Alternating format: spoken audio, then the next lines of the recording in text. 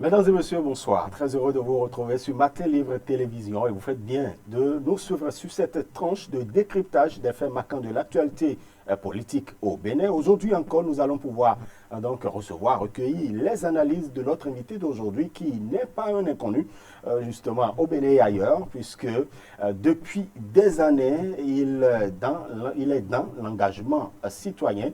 Il est connu pour justement ses formations de développement personnel. Il est coach, il est professeur émérite et vous allez bien évidemment le découvrir. Mais aujourd'hui spécifiquement, vous allez donc avoir ces analyses au regard de l'actualité politique qui est enrichissante et dynamique. Vous le savez, depuis le 30 août dernier, Romuald Wadagni, l'actuel ministre d'État en charge de l'économie et des finances, a été désigné par la mouvance présidentielle pour affronter donc la présidentielle du 12 avril 2026. Qu'est-ce que notre invité pense de ce choix? Quels sont les enjeux de l'élection présidentielle de 2026 notamment et l'attente de la désignation du duo candidat au niveau de l'opposition, notamment au niveau du parti Les Démocrates? Nous allons aborder tout ceci avec le coach Patrick Armand Pouillon. Coach, bonsoir. Bonsoir. Merci pour la disponibilité. Merci, tout le plaisir est pour moi. Voilà, je rappelle que vous êtes le président fondateur donc, du Forum international des ambassadeurs donc, du développement, FIAD Monde. Déjà, pour ceux qui ne connaissent peut-être pas cette initiative, qu'est-ce que vous avez à leur dire? Je vais leur dire simplement que je suis coach, je forme des coachs, mais tout le monde ne deviendra pas coach. Mais tout le monde a besoin de coaching. Donc le Forum international des ambassadeurs de développement est un espace dans lequel nous faisons du coaching. Nous faisons en sorte que les gens puissent avoir les outils nécessaires pour réussir et tout réussir. C'est ainsi qu'à Cotonou, à Porto-Novo, à Lokossa, à Ouida, à Boïcon, à Parakou, chaque semaine, il y a un espace dédié pour permettre aux uns et aux autres de venir faire des formations gratuitement, où ils peuvent avoir des coachs pour leur partager les questions de santé par la dynamique mentale, les questions de liberté financière, les questions de bonheur conjugal, les questions de relations parents-enfants pour réussir, les questions d'emploi, donc les questions de vie en général. Donc il est possible ici au Bénin, comme dans une trentaine de villes au travers du monde, d'avoir ces espaces de formation gratuitement. Ce sont les ambassadeurs de développement qui offrent ça, qui permettent aux gens de pouvoir accéder au coaching sans être obligés de faire la formation de coach. Très bien. Et vous êtes un défenseur, bien évidemment, du développement intégral. Qu'est-ce que c'est? Effectivement. Le développement intégral, c'est un développement qui prend en compte le développement personnel dont on parle souvent, la santé, en dehors de la santé, on parle de bonheur conjugal,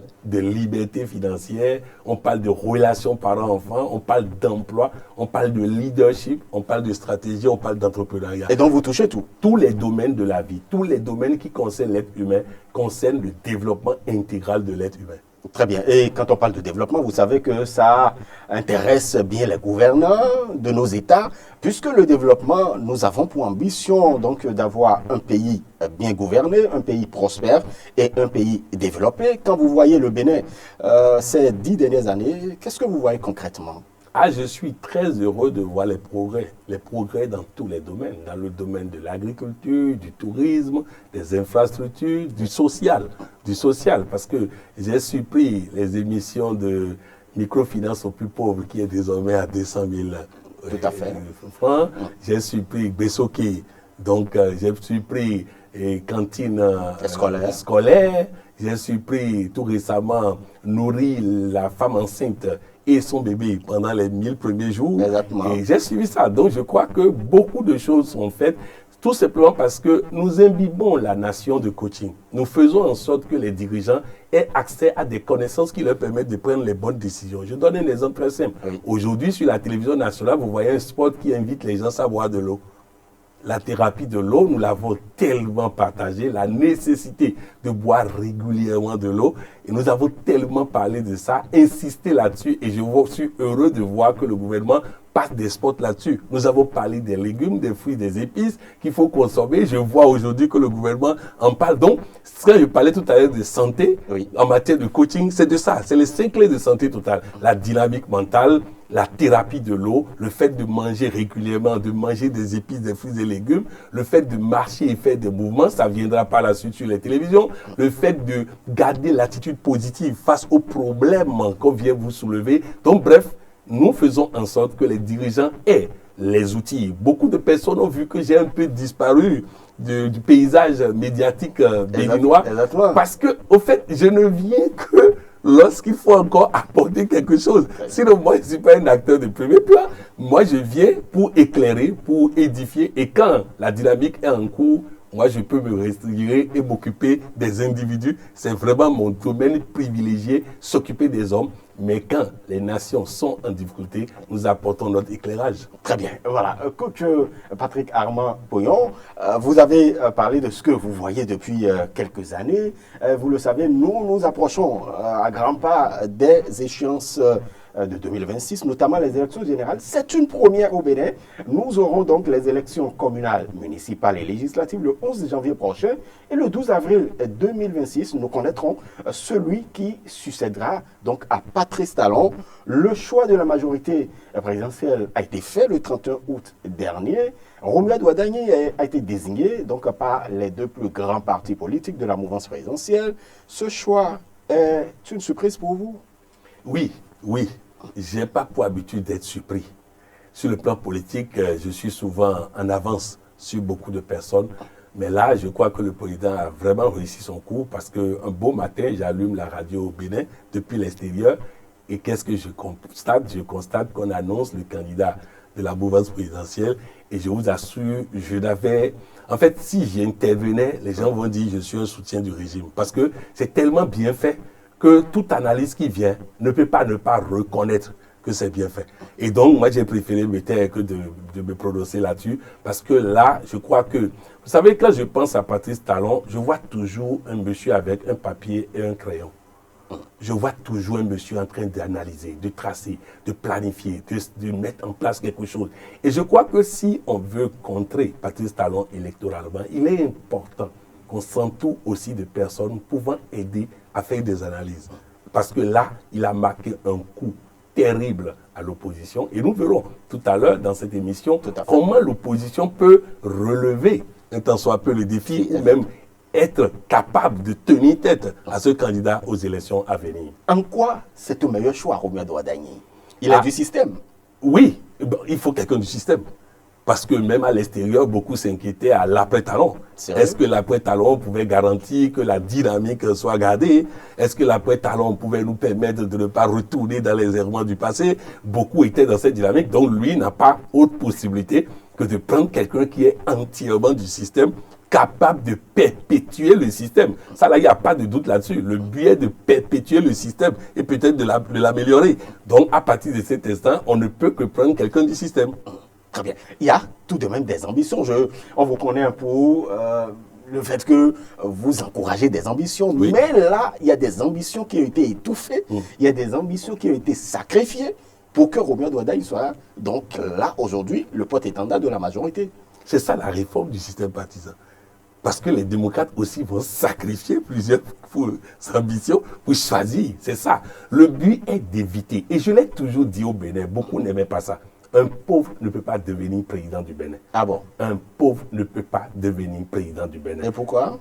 Parce qu'il n'a pas pu réussir à avoir l'argent lui-même. Comment il peut nous aider à avoir l'argent? C'est ça. Le leader, je donne un exemple. Je suis dirigeant d'une association. Nous sommes en train de réviser nos bureaux dans tous les pays. Et qu'est-ce qu'on fait? On fait en sorte que nous mettons dans les bureaux des gens qui peuvent aider les autres. C'est-à-dire, tu ne peux pas être le leader et c'est toi on va aider. Donc, il est important qu'on comprenne cela. Le pauvre ne peut pas. Or, vous savez que le système électoral qu'on avait faisait que n'importe qui, lorsqu'il arrive à trouver 5 millions, 10 millions, il pouvait être candidat aux élections. Et ce n'est pas logique.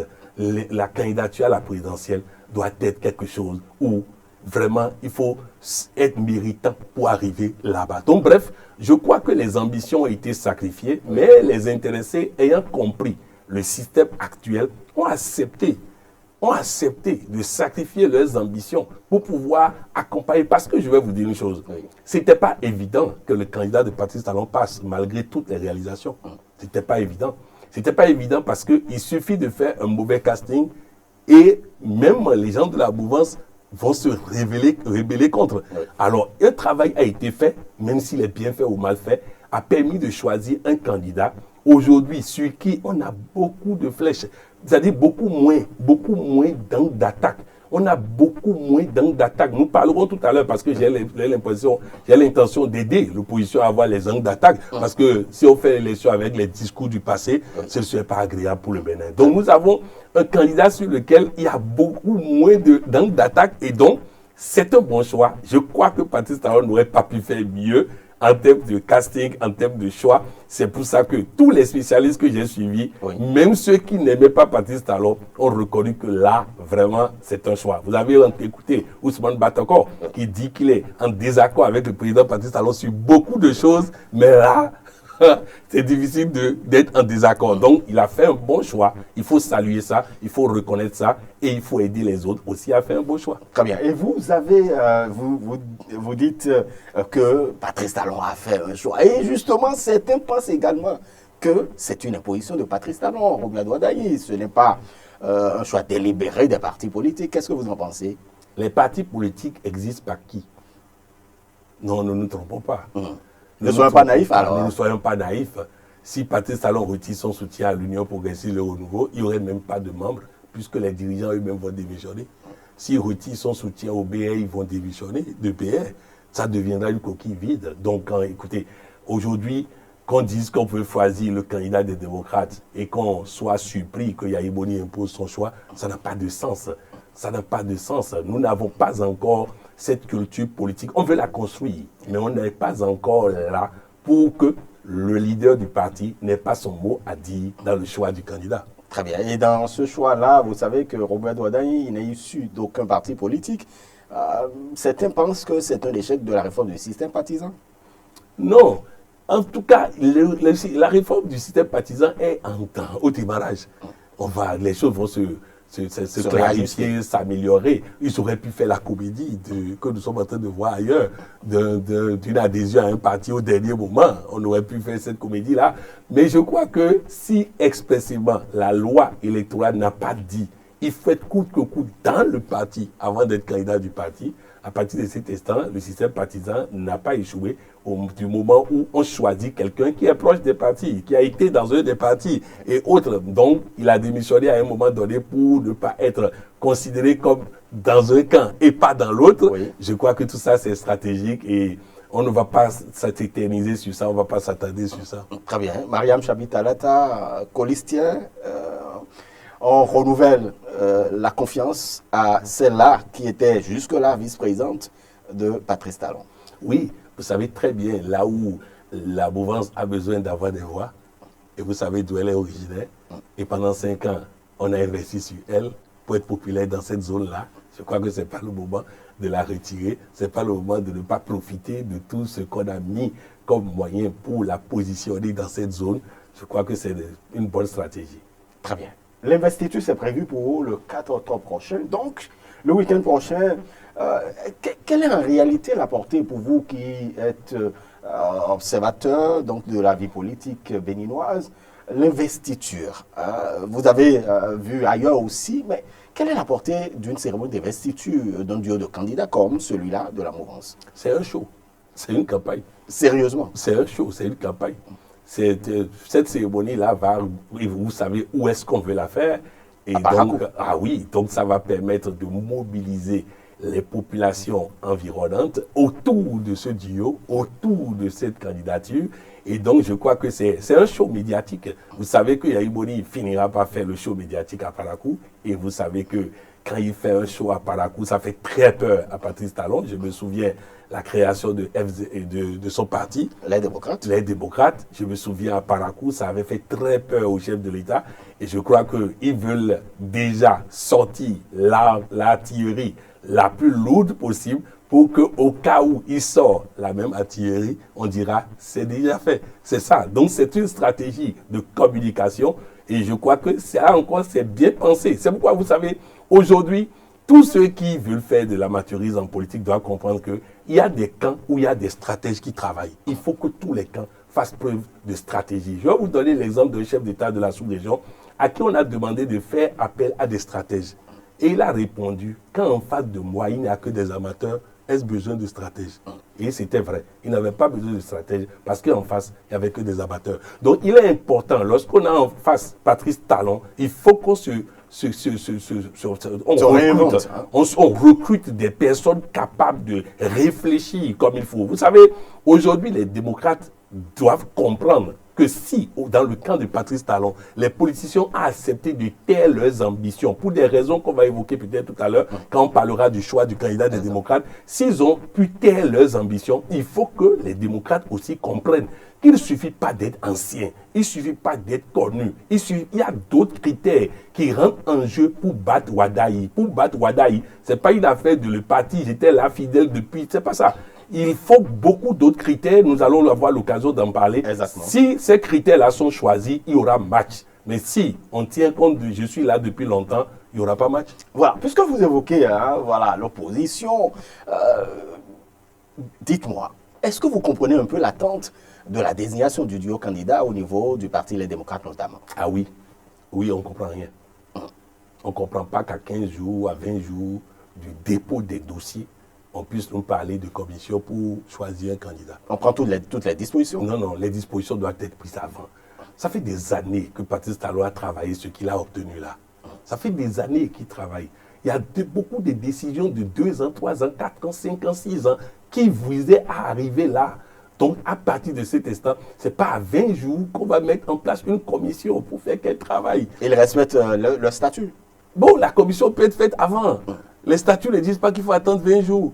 Et moi, j'ai compris qu'ils attendaient le choix de la mouvance pour tenir compte de ça, mais le choix de la mouvance est passé depuis. Donc, je crois qu'il est temps que les démocrates puissent faire un choix. Parce que quel que soit le choix qui sera fait, oui, il sera discuté. Ça, là, c'est clair, puisque un travail n'a pas été fait pour que tout le monde se taise, pour que tout le monde accepte. Donc, à partir de cet instant, je crois que ça tarde. Or, il est important de comprendre ceci. Le leader des démocrates, c'est Yahya Boni. Yahya Boni ne peut pas être candidat. Si le candidat n'est pas choisi très tôt, il ne sera pas connu avant les élections. Il faut que le candidat soit choisi et que la campagne commence. Les autres ont commencé la campagne. Donc, il faut que le choix soit fait, que la personne qui doit être candidat sache qu'il est candidat et se mette en campagne. Ça tarde, il faut le faire rapidement. Nous sommes à 12-13 jours de la clôture du dépôt des dossiers, c'est vraiment ça, commence pas à être trop tard. Très bien. Et ils ont énuméré tout de même des critères. Voilà. Quelle réponse les démocrates, le parti Les Démocrates devraient donner face à ce choix de Romuald Wadaï, notamment au niveau de la mouvance présidentielle? Si vous suivez sur les réseaux sociaux, oui, les Béninois ont aimé le fait que c'est un technocrate. Il faut que les démocrates répondent pas à un technocrate. Et non un politique. Non, s'ils amènent un politique, il ne passera pas. Il faut qu'ils ne répondent pas à un technocrate. Ils en ont. Il faut qu'ils répondent. Parce que là, les débats ne se feront pas dans la logique de Talon n'est pas social, Talon on ne mangera pas les routes. Le débat ne sera pas là. Le débat sera, Wadaï est capable de ceci, ceci. Je suis capable de ceci, ceci. Wadaï a fait ceci jusqu'à présent. Il manque telle chose. Par mon profil, je peux apporter ça. Si ce débat n'est pas ça, le débat sera déséquilibré parce que Wadaï ne tombera pas dans le piège de répondre à des pas sociaux, pas ceci, pas ça. Donc, il est important, il faut un technocrate. Talon a réussi à satisfaire les Béninois en sortant de la mamaille politique, si je peux appeler ça ainsi. Il faut que les démocrates réussissent à sortir un technocrate. C'est le premier critère. Très bien. Le deuxième critère, c'est que d'autres ne dépenseront pas pour le candidat. Alors si le candidat lui-même n'est pas capable de sortir 1 à 2 milliards, qu'il ne soit pas candidat. C'est clair. Nous avons eu le candidat, vous rappelez-vous, de l'Union fait la nation. La plupart des autres pans qui ont soutenu la candidature de Humbedi étaient devenus des gens qu'on payait pour leurs prestations. Ça veut dire que Humbedi était devenu le seul à dépenser. Donc, à partir de cet instant, si vous prenez un candidat pauvre, je ne vois pas les autres leaders du parti cotiser de l'argent pour porter la candidature d'un candidat. Donc, il faut que le candidat lui-même soit en mesure de financer l'essentiel de sa campagne. Donc, technocrate, ayant les moyens, si vous faites ce choix, il y a match, il y a débat. Si ce n'est pas le cas, le match est plié d'avance. Mais il y a la réforme du système partisan voudrait quand même que le parti politique puisse soutenir, même financièrement, son candidat. Oui, ils vont aller, ils seront remboursés. Mais il faut aller avec l'argent de qui? C'est ça. C'est-à-dire qu'en fait, c'est pourquoi tout le monde se bat pour être le candidat, oui. Être le candidat, oui. Mais pour être candidat contre Ouadaï, il faut avoir les moyens d'aller partout dans le Bénin. Parfait. Il faut avoir les moyens d'avoir une infrastructure électorale. Je vais vous donner un exemple. Oui. Souvent, on dit qu'il y a fraude. Or, ce n'est pas la faute de l'autre si vous n'avez pas les moyens d'avoir un représentant dans tous les bureaux de vote. Et ça, c'est de l'argent. Exactement. Je vous donne un exemple. Ici, au Bénin, un candidat a envoyé son représentant dans un bureau de vote. Le représentant lui amène les résultats de ce bureau de vote-là. Et il a 0 voix. Et il demande à son représentant, toi, tu as voté pour qui? Il dit, moi, j'ai voté pour quelqu'un d'autre. Il dit, ah bon, tu es mon représentant? Il dit, mais c'est ce matin que tu m'as demandé d'aller te représenter. Quelqu'un m'avait déjà convaincu de voter pour lui. Donc, il est important. Vous savez, les élections présidentielles, ce n'est pas match amical. Ce n'est pas on joue un match dans un quartier. Non. C'est des échéances importantes. C'est des échéances importantes qui déterminent la destinée d'un pays. Alors oui, pour y aller, il faut avoir travaillé pour économiser de l'argent. Il faut avoir les reins solides. Il faut avoir la capacité de tenir. Car en face, il y a une machine qui va tenter de broyer tout ce qui va se retrouver en face. Très bien. En tout cas, vous venez de conforter peut-être le parti parce que dans les pièces à fournir, il faut que le candidat puisse déposer 25 millions. Et puis, s'il n'est pas retenu, on lui prend tout de même 5 millions et on lui retourne 20 millions. Et donc, il faut avoir de l'argent. Je suis totalement d'accord avec cette dynamique de Yahya Boni. Parce que vous savez, Yahya Boni aussi réfléchit beaucoup ces temps-ci. C'est pourquoi il dit, si on reste là à dire démocratie, on ne le laisse pas donner son point de vue, ça ne marchera pas. Lui-même réfléchit, parce qu'il sait que quand ils ne seront plus candidats, ils ne vont pas soutenir financièrement le candidat. Donc il faut bloquer ces millions. Moi, j'avais même pensé à 10, il faut bloquer pour financer la campagne de l'autre. C'est important, mes chers amis.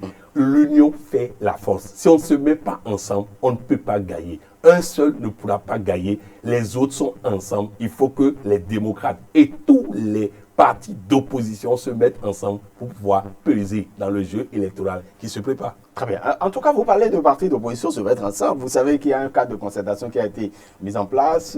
Finalement, il y a certains qui quittent ce cadre-là. Mais revenons toujours au parti Les Démocrates. Vous avez parlé un peu d'un certain nombre de critères non négociables pour vous. Il faut être technocrate, il faut avoir de l'argent. Est-ce que, outre ces différents critères, il y a d'autres très importants, par exemple, non négligeables? Non, je crois qu'aujourd'hui, il n'y a pas un démocrate aujourd'hui, à part Yahya Boni, qui est très populaire et très connu au Bénin. Il n'y en a pas. Donc, le critère de popularité, ce n'est pas possible. D'accord.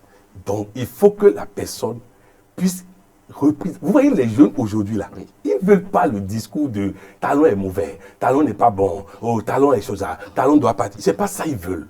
Ils veulent entendre en matière d'infrastructure, est-ce qu'on continue? Est-ce qu'ils veulent entendre en matière de création d'emplois, est-ce qu'on continue? En matière de modernisation du pays, est-ce qu'on continue? Alors vous comprenez que ce n'est pas un politicien qui va répondre à ça. Il faut l'homme politique. Il faut un technocrate pour dire, moi là, les affaires politiques là, je ne suis pas dedans. Talon a bien fait, tout le monde a vu, il a construit des routes, il a fait des... Vraiment sur beaucoup de critères, c'est bon.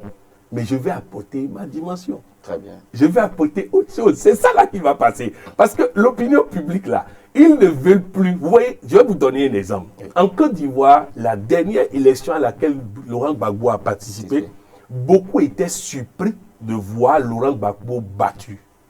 Parce qu'il a été battu, contrairement à ce que certains veulent faire croire. Il a été battu pourquoi? Il a été battu parce que les Ivoiriens avaient assez du discours de l'ivoirité. Très bien. Ils ne voulaient plus ça.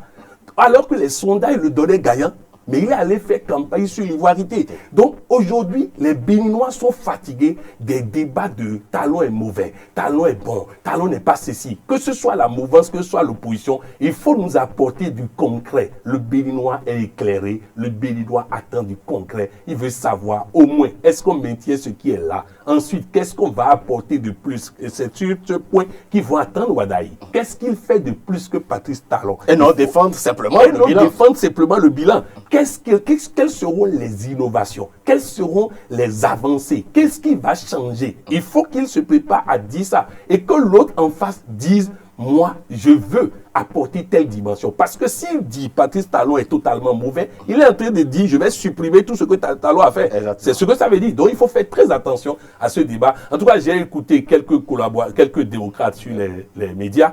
Je pense que le discours n'est pas encore préparé. Il faut préparer un discours qui va au-delà de Talon n'est pas social. Parce que dans les villages, eux, ils n'entendent pas Talon n'est pas social. Eux, ils ont des choses qui leur montrent que Talon est social. Très bien. Il y a tout de même, dans le discours un peu de la mouvance présidentielle, on revient sur le jeune âge. Hein, bon, je vais le dire ainsi, hein, de Romuald Wadaï, 49 ans à peine. Est-ce que la réponse que les démocrates devraient donner aussi, c'est de choisir quelqu'un qui est jeune? Évidemment que oui, parce que je ne suis pas sûr. Parce que les jeunes, bien que beaucoup de jeunes ne vont pas voter, parce que ça, là, il faut tenir compte de ça, parce que souvent, c'est les retraités et autres qui votent massivement. Les jeunes, souvent, ne votent pas. Ils sont sur les réseaux sociaux, ils parlent beaucoup, mais ils ne vont pas prendre, d'habitude, les cartes d'électeurs. Aujourd'hui, le système a avancé, mais ils ne votent pas souvent. Un jour, je faisais un débat avec une dizaine de jeunes dans un pays qui disaient, nous n'aimons pas le chef de l'État, tout ça. J'ai demandé s'ils ont carte d'électeur, ils n'en ont pas. Donc, et donc, bon, peut-être que les choses vont changer ici. Oui, hein. je crois que les choses vont changer parce qu'ils sont vraiment au top actuellement de l'actualité. Ils surveillent, ils s'occupent l'espace médiatique, alors que, donc, à partir de cet instant, il faut tenir compte de ça. Vous vous rappelez le jour où Patrice Talon a dit, je ne ferai pas un choix sans vous, les jeunes. C'était un applaudissement nourri. Vous voyez, donc je crois qu'il faut tenir compte de ça. Pas peut-être totalement jeune, 49 ans ou 30 et quelques, on peut aller plus loin, mais il ne faut pas que ça dépasse la soixantaine parce que les jeunes ne se retrouveront pas dans une personne d'une autre génération, un policier d'un autre temps, ils ne se retrouveront pas dedans. Mais de toutes les façons, je sais qu'il ne peut pas prendre autant de temps les démocrates sans nous surprendre positivement. Je veux bien compter sur Yahi Boni pour nous surprendre positivement. Et vous avez dit que Yahi Boni Yahi, au regard de ses expériences capitalisées à la tête du Bénin, au regard d'un certain nombre d'atouts, Boni Yahi a une voix prépondérante. C'est-à-dire que sa voix doit porter, alors que pour certains acteurs, on dit que, bon, Boni Yahi, il ne va pas imposer son choix. Ah, pourquoi? C'est sa popularité, hein. C'est sa popularité. C'est Yahi Boni qui fera la popularité du candidat qui sera choisi. Ah non, il a son mot à dire. Ce discours-là, on a fait ça au temps de Soglo. Maintenant, c'est Sob, c'est Sobingo, c'est Sobingo, tout ça là. Mais écoutez, vous savez, je vais vous dire quelque chose. Hein. Qui peut venir au pouvoir et se débarrasser des siens? Ça n'a pas de logique. C'est avec les siens qu'il s'est battu pour être là. Donc, il ne peut pas être ingrat vis-à-vis de sa famille, vis-à-vis des autres. Donc, c'est clair, Yahi Boni doit peser et peser. Parce que supposons un instant que Yahi Boni se fâche dans le choix, ne fasse pas campagne et ne donne pas l'argent. Vous croyez que le candidat a une chance? Non, il n'a pas de chance. Donc, le point de vue de Yahi Boni, c'est ça d'abord. C'est ça d'abord. C'est Yahi Boni d'abord. Maintenant, pour ne pas diviser son groupe, il va tenir compte du point de vue des uns et des autres. Mais si on décide quelque chose contre l'avis de Yahi Boni, c'est perdu d'avance, car il ne fera pas campagne et il ne financera pas. Quand c'est lui, le principal bailleur de fonds de Débogal, c'est bien Yahi Boni. Très bien. Et déjà, en ce qui concerne, vous avez dit qu'il y a des figures dans l'opposition, notamment au Parti Les Démocrates, qui peuvent donc affronter le duo candidat de la mouvance. Vous pouvez nous citer? Non, ce serait inciter certains et féliciter d'autres. Je sais que Yahi Boni va trouver. Je sais. Parce que vous voyez, quand il sort maintenant, il a un sourire sur les lèvres. C'est comme s'il sait déjà là où il va. Donc, laissons le faisons. En fait, vous lisez tout ça? Oui, il y a tout ça. Il y a un sourire, il est serein. Il est le seul démocrate serein que j'ai vu. Bref, je crois qu'il a un choix. C'est vrai que Et je ne pense pas que son sourire soit nécessairement qu'il est sûr de gagner les élections, mais je sais qu'il a quand même l'assurance qu'il va surprendre positivement l'opinion publique. De toutes les façons, il ne peut pas faire moins que de nous surprendre positivement. Car là, la mouvance a frappé fort. Il faut qu'il frappe aussi fort, tout au moins dans le choix du duo candidat. Vous savez que dans le choix, il y a l'équilibre régional. Très souvent, on se dit, est-ce qu'il faut choisir quelqu'un de la partie septentrionale pour porter donc le duo candidat? Également, vous savez, Romuald Ouaddaï, il est donc de la zone Mono-Koufo. Comment est-ce que cet équilibre, ce critère-là est important dans le choix? Oui et non. Oui, parce que s'il choisit quelqu'un du septentrion, il va certainement peser dans le septentrion. Il y aura un effritement de l'électorat de la mouvance dans le septentrion. Il a intérêt à penser à quelque chose comme ça. Maintenant, il peut aussi s'y prendre en prenant quelqu'un du sud, en se disant que lui peut garantir l'électorat du nord. Vous voyez un peu? Oui. Donc, dans tous les cas, je pense que le critère principal n'est pas la région. Je crois que si la mouvance même n'a pas choisi comme critère principal la région. Dans le discours, quand vous entendez, le mono n'a jamais eu de président. Non, ça c'est pour attirer les monolais. Mais sinon, le discours principal ne peut pas être... C'est-à-dire, l'objectif principal n'est pas ça. Sinon, ils ont d'autres viviers sur lesquels ils peuvent compter pour choisir un candidat qui va beaucoup plus mobiliser sa région. L'électorat de Mono n'est pas très grand, donc vous comprenez. Mais je pense que Yahya Boni Kayore a privilégié deux critères. Le critère du technocrate et le critère de la capacité du candidat lui-même à lever des fonds. Si ces deux critères sont réunis, il peut y avoir match. Vous savez que dernièrement, Daniel Eda a rejoint le Parti Les Démocrates. Il est désormais militant du Parti Les Démocrates. Pour vous, qui commentez un peu l'actualité, qui est observateur de la vie politique, est-ce que c'est un choix, cette adhésion est anodine? En tout cas, si Yahya Boni fait l'erreur de choisir un candidat qui sort du dehors pour entrer dedans, là, il va vraiment fâcher son groupe. Il va vraiment fâcher son groupe. Je crois que les démocrates ont des technocrates. Ils ont au moins des gens qui, ne serait-ce que des sympathisants démocrates, seraient mieux. Parce que n'oubliez pas que les démocrates, c'est un rassemblement de tous ceux qui sont contre Patrice Talon. Ce n'est pas un groupe homogène. Vous vous rappelez, le vice-président des démocrates avait juré dans ce pays de ne jamais rien faire avec Yahya Boni. Exactement. Donc, à partir de cet instant, ce n'est pas encore un groupe homogène. Et Yahya Boni a fait l'erreur une fois déjà d'aller chercher quelqu'un de dehors. En 2016. Son propre groupe a combattu ça. Donc, je pense que peut-être comme colistier, mais pas comme candidat. Porte-étendard. Porte-étendard. Porte-étendard, ça doit être un démocrate qui a les capacités beaucoup plus de technocrates que de politiciens. Très bien. En tout cas, les prochains jours nous donnera peut-être des réponses aux différentes interrogations de nos concitoyens. En ce qui concerne les élections générales de 2026, les rendez-vous sont connus. Coach Patrick Armand Koyo, quels sont les enjeux pour ces élections pour le Bénin? Bon, vous savez, le système, la réforme du système partisan a fait en sorte que les enjeux ne sont plus aussi grands que ça. Très bien. C'est-à-dire qu'on aura une continuité d'une manière ou d'une autre. On aura une continuité. Les lois ont été votées pour verrouiller la gouvernance du Bénin. Donc, je crois que là, chaque parti, chaque groupe constitué va aller mesurer ses forces. Nous allons avoir un paysage, une clarification du paysage politique.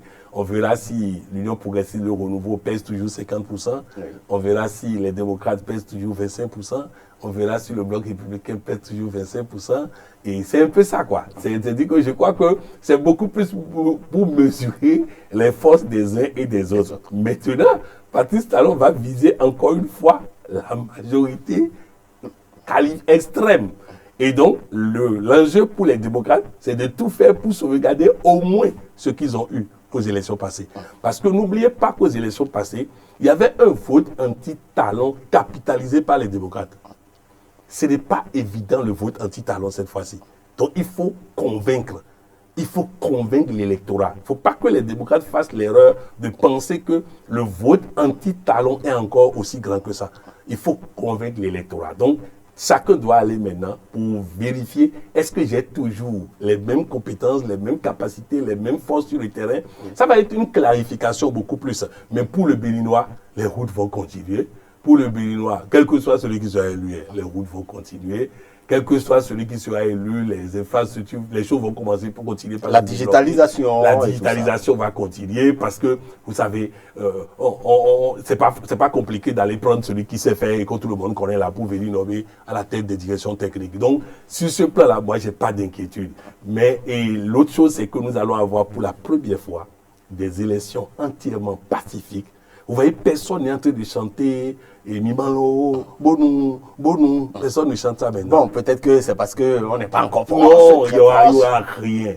Il y aura juste des élections festives. On va s'amuser. Hein? Vous voyez, quand vous voyez Aïboni, il n'est pas dans une logique de guerre. Il n'est pas dans une logique. Il est dans une logique d'amusement. Vous allez voir, il va faire campagne dans un fair play. Donc, on aura les élections les plus pacifiques et les élections les plus fiable de l'histoire du Bénin. Très bien. Donc, c'est ça. Et donc, je crois que la commission électorale aussi a travaillé à ce que tout soit parfait pour que on puisse avoir. Donc, vraiment, je crois que les enjeux ne sont pas aussi grands que ça. C'est pourquoi, si on ne sait pas faire les débats entre candidats, vont être très ennuyeux pour l'électorat. Très bien. Il y a quand même cet enjeu-là. Vous avez dit tout à l'heure que souvent les jeunes ne sortent pas pour voter. Le taux d'abstention ces dernières années, vous savez, ça a baissé considérablement. En 2026, est-ce que nous allons relever ce défi? Oui. Même si certains jeunes, comme ma fille, disent encore qu'ils ne veulent pas aller voter alors qu'elle soutient Patrice Talon. Bref, je pense que... Oui, parce que j'ai chez moi des Patrice Talon et des opposants à Patrice Talon. Et donc, vous avez tout, quoi. Ça me permet d'écouter, d'équilibrer moi-même mes analyses.